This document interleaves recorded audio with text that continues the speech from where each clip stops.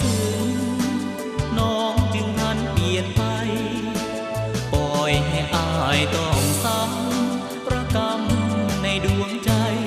ในดวงใจในดวงใจแต่อายนี้ลืมน้องบ่ลงคงทุกข์ตรมอย่างนี้เรื่อยไป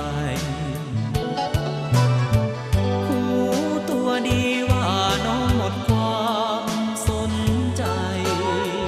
ต้องทนอายเพราะอายลืมน้องบ่ลง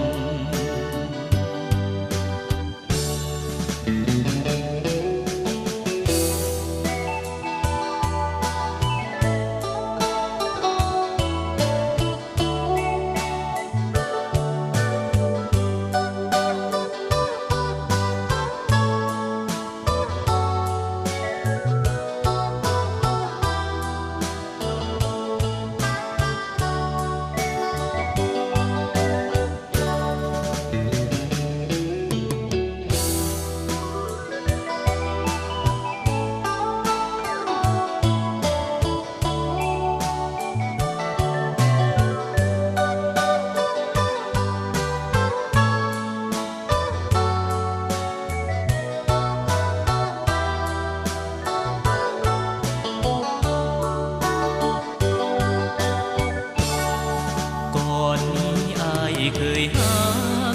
กับน้องมาครั้งหนึ่งความหักอายคงบ่ซึ้งน้องจึงหันเปลี่ยนไป